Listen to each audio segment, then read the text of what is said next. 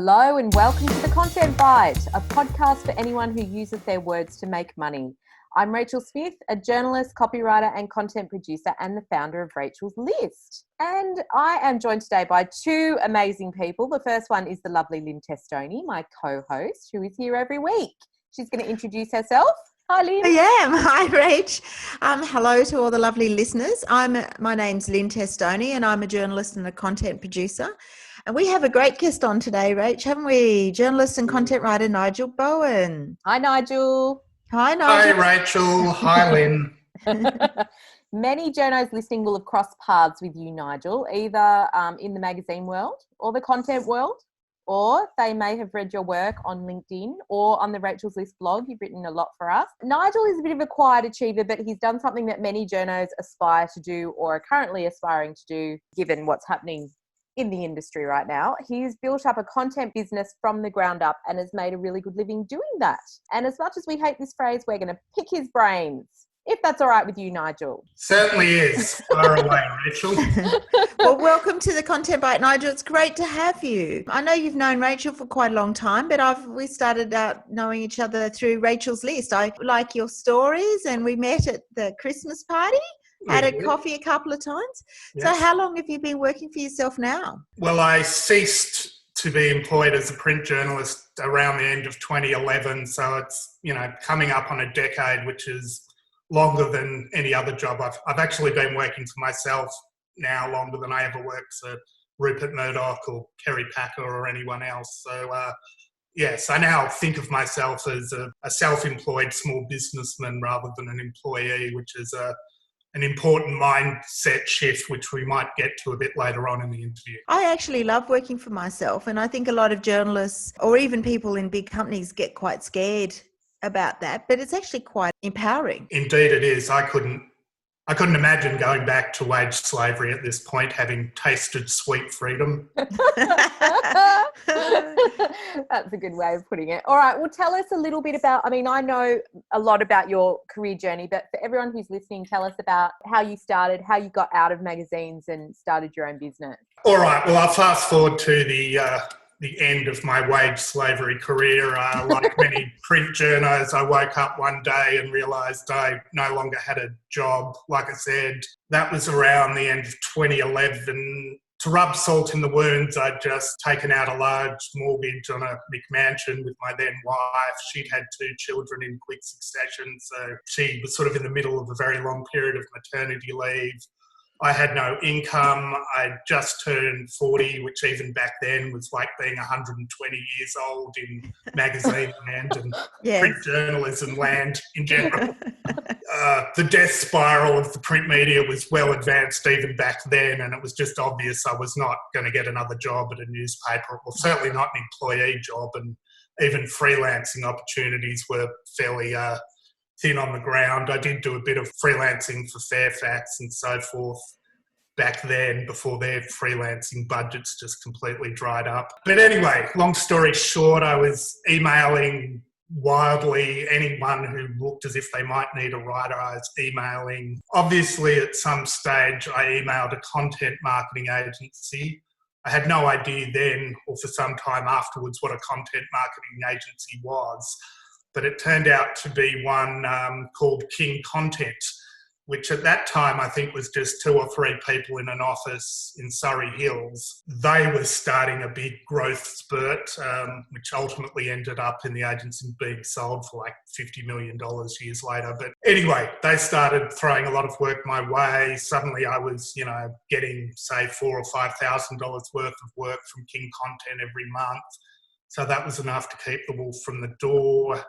I discovered there was this thing called content marketing, which was, once again, probably just starting to take off a decade ago. So then started branching out, doing a bit of work for banks, government agencies like Austrade, Australian companies, multinational companies, PR firms, a few other content marketing agencies, and it's just been onwards and upwards ever since then. So you really have ridden the wave of content marketing, haven't you? Because it was a bit of a niche thing, and suddenly it's become the thing and everyone's doing it. And it's sort of the rise of content marketing has mirrored the fall of media almost. Almost exactly, actually. I mean, perhaps not unsurprisingly, I guess people used to try and get stuff about their company or their organisation in a newspaper or magazine. As those newspapers and magazines have disappeared, they now put the kinds of things they would have tried to get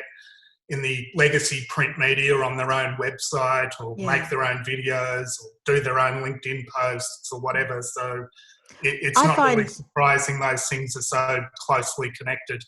Yes. Well, what I find, which is maybe what you're saying, is that a lot of the clients that I work for in content marketing are actually the same people that used to advertise in the magazines I used to write for. Is that what you find? Pretty much. I mean, when I was working in men's magazines for much of my career. So when I moved into content marketing, I started doing a very different type of writing. I was mainly writing financial content for banks and super funds and insurance companies, which had the money, obviously, to throw at content marketing. So I'm sure that all those organisations were advertising heavily in the legacy media, but probably not in Ralph magazine. So I'm not entirely sure. I'm really interested to hear, though, how you sort of started your business, or whether it evolved, or whether you always thought, I'm going to call it Content Sherpa and I'm going to create a website and I'm going to do all the, was it very strategic, or was it sort of something that evolved over time? How did you tell us about that? It was completely unstrategic, as I've like everyone, like all of us. As I've conveyed, I found myself out of a job. I needed to get money in. I started getting some money from a content marketing agency. At that point, I didn't even think of myself as a business person or having a business or anything like that. I was just trying to get by. Yeah, trying to get by. And I don't know, it's hard to remember back, but I suspect I was still in denial about the print media, even though I say I'd accepted I wasn't going to get a job. I suspect at the back of my mind, I thought, oh, well, somehow I'll get another job and things will go back to normal and someone will employ me and it'll all be easy. I guess the only strategic thing I did is that when I did start earning a bit of money from King Content, there was some sort of government-funded business enterprise centre near where I lived, and somehow I became aware of them, and they had a thing where they'd give you sort of heavily subsidised mentoring advice from someone with a bit of business experience. So I went along to see that gentleman, and he was the one who said, you need to get a website, you need to get business cards, you need to do a business plan, you need to do X, Y, and Z. So he got me to start thinking like a business person, and that's when I sort of put a good website together and did all that kind of professional stuff. Did you learn WordPress yourself, or did you give it to someone? No, ironically, I particularly these days write a lot about tech, but can barely turn on my own computer, so I've always outsourced all that kind of stuff. What was some of the biggest? I was at the accountant yesterday, and she was asking all about the super contributions that I'd actually made in the last financial year. I was so proud of myself. Yeah. And then she's like, you actually need to get a letter. This is how much I don't put into super. You need to get a letter of intent about whether these are concessional or non-concessional contributions. And I've written all about that, and I had no idea what a letter of intent was or anything. So anyway, in one ear and out the other. We research it, we write it, and then we're on to the next thing. Yeah, absolutely. Yeah. What were the biggest challenges that you've had right at the beginning then, do you think? Biggest challenge then, and remains biggest challenge for me, and I suspect for many people, is the feast and famine nature of things. You can have a series of months where you're billing more than $10,000 every month and booking the holiday to Bali and thinking you finally cracked the code, and it's all onwards and upwards. And then suddenly you lose a major client, there's a global pandemic, it's the end of the financial year, whatever, you just hit a dry period, you can't get arrested, you're struggling to make $200 in a month and nothing you're doing is working. So there's just that boom bust cycle. I mean, even if you never completely run out of money, it's just psychologically draining. So I don't have any sage advice to give anyone about that. But I believe you had that Welsh guy on a few podcasts ago who said you should always be marketing. So I think I've learnt that the hard way. Even when you're in the good periods and you're completely overwhelmed with work and you think it's just going to go on forever, you should still be out there hustling for work and keeping that pipeline filled up, because no matter how many times it happens, you'll suddenly be surprised when all the work dries up and you fall into a mad panic again. Although, do you think that after doing it for so long, 9 years, as you said, is there a point where you realise that this feast and famine cycle is normal, and then you don't get so panicky, or do you always get panicky? No, you always get panicky. Well, that's a photographer I know said that too. He just finished like an 8-week sort of full-on catalogue shoot for Sheridan Sheets. Yeah. And he'd had something cancel and he was panicking, even though he had had no life for 8 weeks. And I said, so you'll be doing this for 20 years and you still feel that? He said, every time.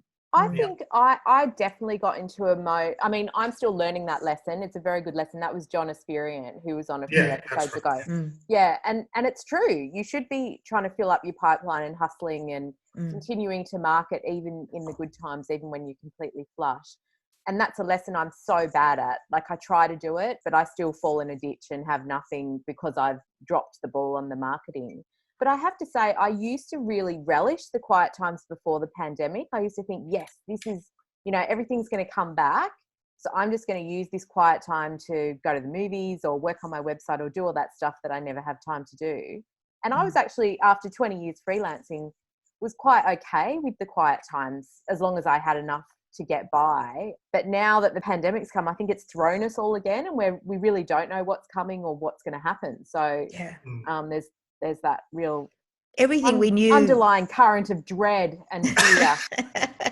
Everything has changed, hasn't it? Like companies are still working it out. We're still working it out. So I guess the good thing back to working for yourself, Nigel, is that it's nicer when you can control this. Do you find? That is the only thing. I mean, I think however panicked you are, I mean, I don't think it's anywhere as dire as it has been for our colleagues who are still working at News or Bauer or whatever it may be, knowing that, really the axe could fall any second. Their friends made redundant. They know very likely they're going to be made redundant. They've got one source of income. They've got a mortgage to pay. They've got school fees. They've got whatever. And, or even that they're just doing all the work that, all the, 3 times. The only good thing is that, you have some control, some sense of autonomy, I guess, and you also have ideally a range of different revenue streams coming in. So if one disappears, then at least you've still got the others. I mean,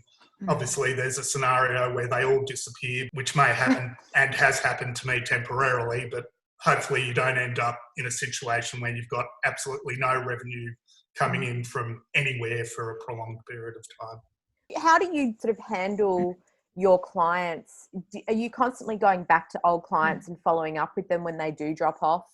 Or are you always searching for new clients? Like, I think there's some study, isn't it, where it's easier to get work from existing clients or clients that know you than always trying to find new ones. But is that part of a strategy that you have in terms of managing your workflow, your cash flow? Well, the short answer is yes. I mean, I much prefer to just have ongoing relationships with clients and have anchor clients. And for most of the time I've been doing this, I've had at least one client who I know I'm going to get a few $1,000s a month work from. Unfortunately, those clients always disappear. Even, you have a relationship with them for 5 years, 6 years, 7 years. You know them, you're talking about your kids with them, you think you've got a personal relationship, and one day they just stop answering your emails and you're ghosted, and that client's gone and you have to go and find a new one. So it's just the way it is, I guess.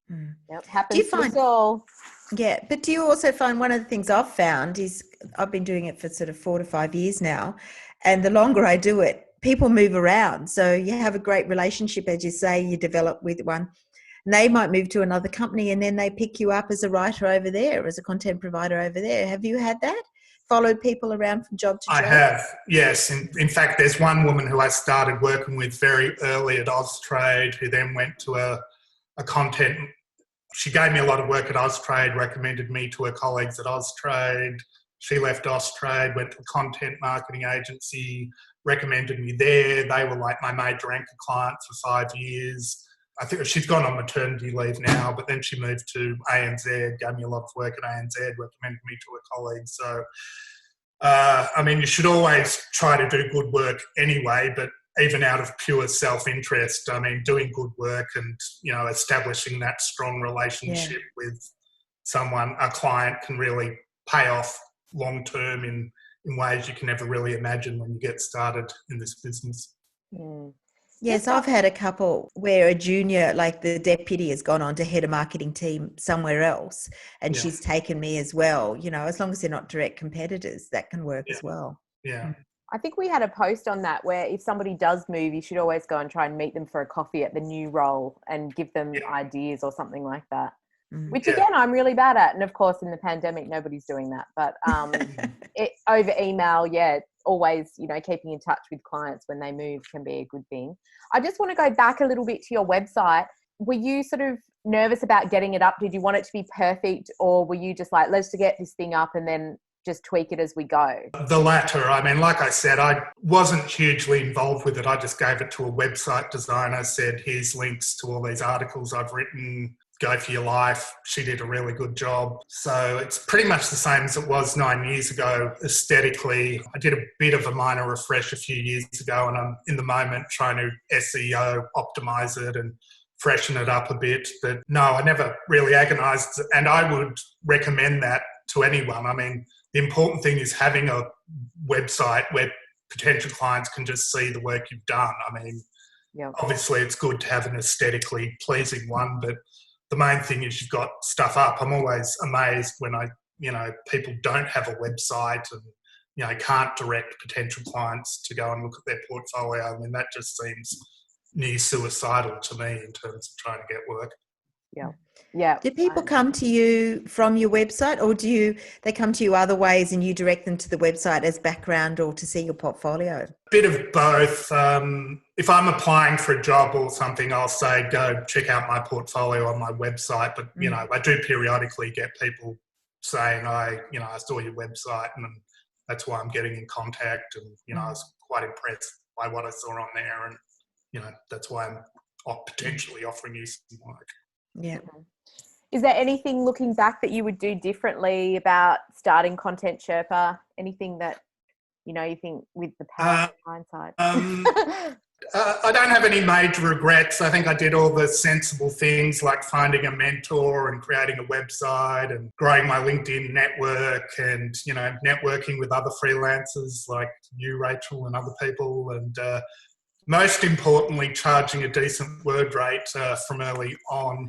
The only hard lesson I would have learned earlier, and this even goes well back beyond starting Content Sherpa, was to realise that neither an employee nor a client is going to... it's very easy to talk yourself into believing you have a personal relationship with them and you've made all these sacrifices and you've worked hard and that loyalty will be returned. I mean, the reality is that won't happen. The minute you're surplus to requirements, as many of our print journalist colleagues have found and will continue to find, is you'll be punted. So, you know, you just have business. to accept that's the reality and always have that in the back of your mind and realise it's up to you to make sure you've got an income coming in. No one's going to look after you. Mm-hmm. What are some of the ways that you find new clients, though? Are you a fan of sending, you know, letters of introduction? Do you do lots of research on companies you want to work for and that sort of thing? Yeah, I always thought the letters of introduction was an American thing. I know a lot of Australians now seem to have adopted it. Back when I was an editor, I never remember being sent a letter of introduction. Maybe that's... I don't think it's fair. I think it's more for like content marketing and not so much like, so for editors, you'd be getting pictures, but it's the content marketing or digital agency. Work. I mean, Lindy Alexander also a previous podcast guest, I believe, or certainly someone who's... Oh, has she been? Not yet. Maybe No, she yes. hasn't. Maybe she's just written for you or something. She has. Oh, All no, right. no, she She's hasn't. done the masterclass. She did a future masterclass for us. podcast guest. She's on the list. She's on the list Yes. of podcast guests. Hard to pin down, that woman. Yeah, I can imagine. She's very big on the letters of introduction, and she certainly seems to be very successful. So, yeah, listen, if it works for you, do it. I guess the main way I've got work, going back to what Lynn was saying, was word of mouth, particularly once I got up and running and a few people knew of me, they'd recommend me to other people. And that's certainly the best and most efficient way of doing things. You ideally want people coming to you and asking you to work for them rather than, being one of the 5,000 people responding to a job ad and asking them to give you work. But yeah, I look at the Rachel's List job board. I'm a member of Kate Toon's community. I look at the job board she's got. I look at Seek. I looked at LinkedIn. But it's a very inefficient way of getting work. I would say out of 100 applications I make that way, maybe 10 get back to me and maybe one turns into an ongoing client. So you end up spending an enormous amount of time sending those, whatever they are, letters of introduction or applications out. And maybe it's just me, maybe other people are more successful, but I've found that, there's pretty much a 99% failure rate there, even if you do have a lot of experience and would seem to have the skill set they want. I think it's like one part of the pie, isn't it? It's, jobs boards are one part, sending, letters of introduction to content marketing agencies or digital agencies or clients is another part, referrals, word of mouth. So it's all sort of something, it's everything, I guess, doing everything and keeping on top of it, I suppose. I think you're right, Nigel, because I think the hit rate is pretty low. However, I've got the odd client from there, and then it's become word of mouth. So I've got it from an agency, a bit of a job on a jobs board, and then that agency has given me other work and then recommended me, and it goes on. But but it is exhausting, and it's quite demoralizing too. Yep. It's good to hear you say that it's only like 1 in 100, because I think that is about standard. Yeah. And I think that if you don't know that, you think it's you. Yeah. Yeah, I think as well, when we had Jennifer Goforth Gregory on, she's like an American content marketing writer who's like top of the pops. You put in freelance content marketing writer and she's top of Google sort of thing. Mm-hmm. She came on the podcast as well, and she was saying, if you're going to send letters of introduction, people say, oh, I've sent so many, but they've only sent 10 or 20. She's like, you have to send 100 in order to get some back and to get work out of it. So it's a numbers game. All of it is a numbers game, isn't it? But that in itself can be exhausting. I totally agree. Yeah. Listen, I wanted to just ask you, because I know that you've used subcontractors. Is that something you still do, or? No, I'm a very bad capitalist. The only way that works, say you're charging the client $1 a word, you pocket 80 cents a word and pay the subcontractor 20 cents a word, if you want it to work for you. Foolishly, I always thought I should pay the subcontractor 80 cents of the dollar and keep 20% margin for myself. Unfortunately, then you have to spend a lot of time liaising with the subcontractor and the client, and then you've probably got to proofread and maybe sub the subcontractor's work. So then you end up spending almost as much time as you would on the job as if you'd just done it yourself, but only getting 20% of the money. So I never worked out how to do it. But for people who are more ruthless than me and can find some, Indian willing to work for half a bag of basmati rice a week or something, it may be possible. I think subcontracting works if you're using somebody with different skill sets, like somebody who's, say you're not big on social media, but a client wants you to do that as well. And you're doing the content marketing, you might subcontract the social media or maybe photography or styling or something that's maybe not part of your skill set. Might be a better way, do you think? That probably would be a better way. Yes, I'm sure it would be. I've never done it. I tried it. I just, obviously that's how the agency model works. You've got the owner of the agency who then farms out work and takes a cut. And I presume that's the only way you can really get really rich in this business, as the owners of King Content did. But yeah, I lacked the skill set to make it work, but I'm sure, well, I know plenty of other people have. So, yeah. Mm. Although I think then it's a different type of business, isn't it? Yeah. Then you're not working for yourself, which is what you like. Well, that's the other thing. You sort of get pulled back into that kind of parent-child, employer-employee dynamic, and you sort of, even if the subcontractor is quite skilled, which, the people I was working with briefly were, I mean, it's just, then you're having to manage someone else and you're the meat and the sandwich between them and the client. So, yeah, I just found the whole thing not what you're in for. work and was much happier just being a one-man band, I discovered. Yeah.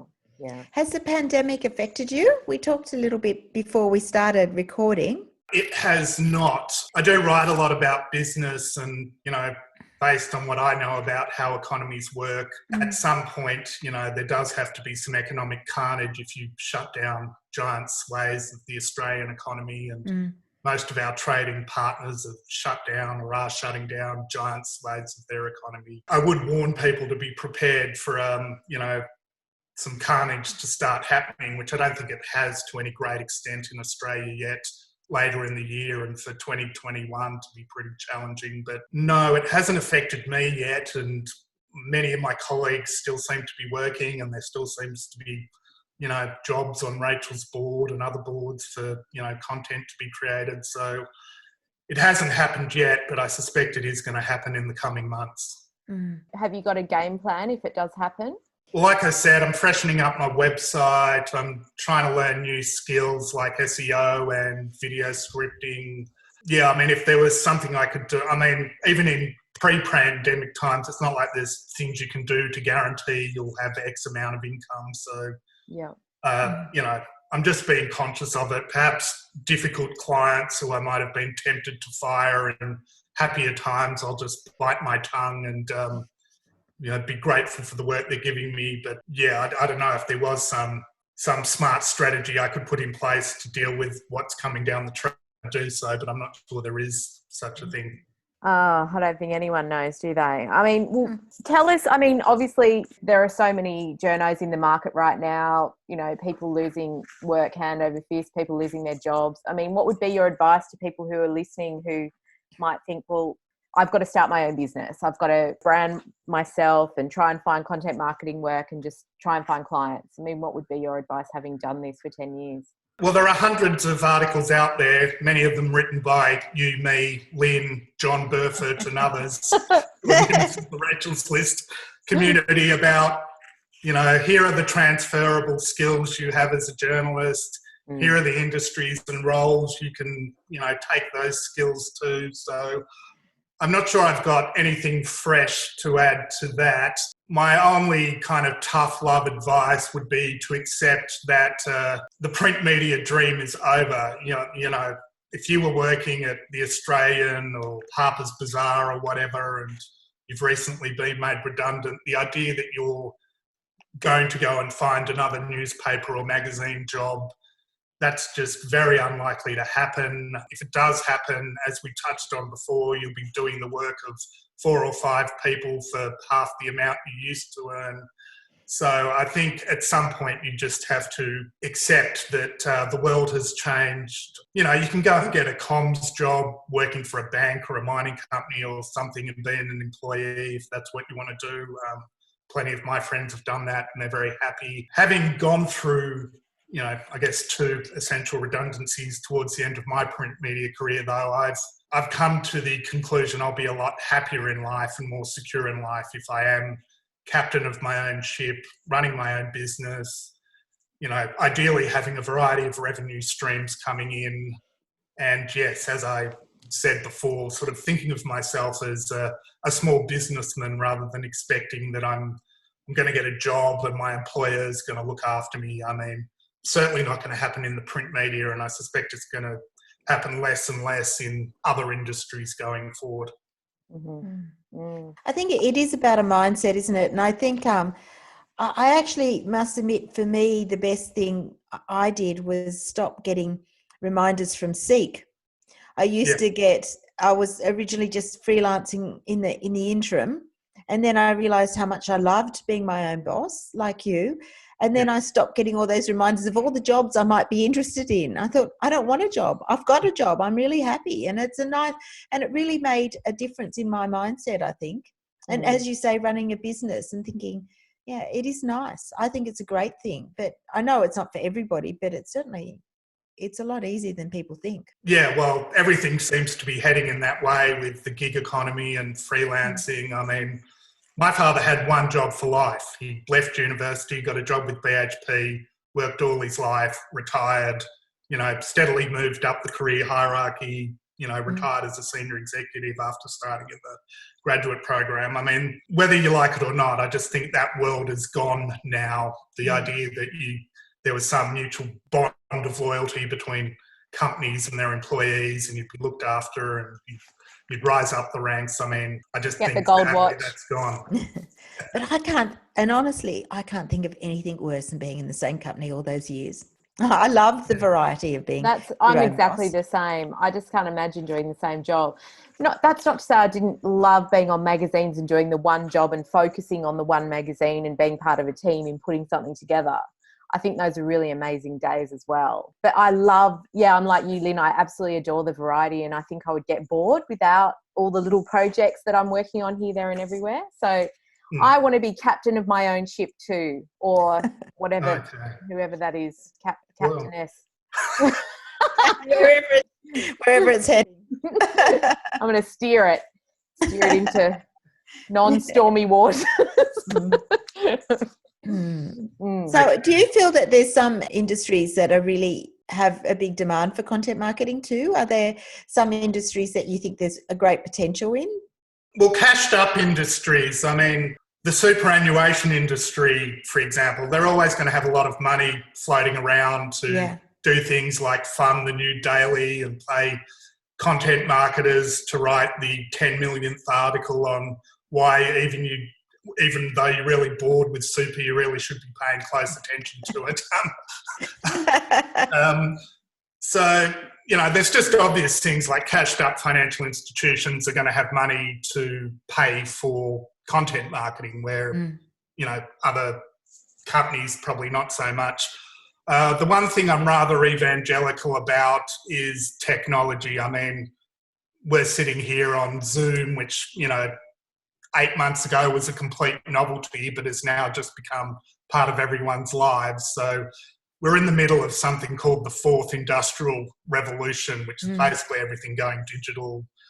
Maybe in 6 months' time, even employees will be working from home the way we do rather than going into an office. We're in a very tumultuous period. I mean, technologically, politically, economically, even though I'm by no means a technophile, and as I said, I'm pretty hopeless with technology, I'm kind of quite interested in the way it's changing the world. And I think there is already, and there particularly will be in the years to come, a real demand for people with journalist skills to be able to explain how technology is changing the world. So I think that would be a niche that's hugely growing. I think Jennifer Goforth Gregory always says that whatever you're doing, you should add tech to it. So if you're a travel writer, you should be writing about, holiday booking websites or whatever. So, I mean, it's not that you need to just write about technology. You can still be a travel writer or a food writer or whatever. But I would advise, keeping an eye on technology and seeing if you can write about that because that's probably now 80% of my revenue stream. And I think it's going to be a very lucrative area going forward. Great tip, Nigel. Thank you. So I think that's about it for today. Rach, is there something else, or Nigel, anything you want to I think add? we've done about 35 minutes, which is wow. 3 times as long as our usual. Well, actually, no, we're getting longer, aren't we? All our episodes are slowly inching into the 20-minute, 30-minute mark. So our USP of 10 minutes is basically changing. Yes, exactly. Thank you, Nigel, so much for joining us. It was Thank great to you, chat to you over Zoom, even though we're not seeing you in person. And thanks to everyone who's listening and sharing us on social media. I must say that we're getting a lot of traction on LinkedIn. I think that's John Esperian's work. Thanks, as well. John. Yes. But if you like the show, don't forget to leave a rating and review on iTunes and Stitcher. And we also have all the show notes on Rachel's lists and her blog things, and we've also got a bit about Nigel, and we might put links to some of the articles Nigel's written for you. Yes, absolutely. I'll put all of those in the show notes. So Nigel, tell us just quickly before you go, where can people find out more about you and stalk/follow you? Well, they can just Google Content Sherpa. That'll take them to my website.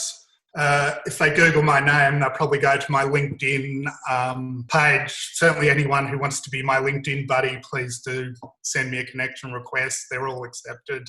I have a Twitter handle at Nigel Bowen. I don't really tweet much, just the articles I publish. But if you want to be my Twitter friend as well, you can do that.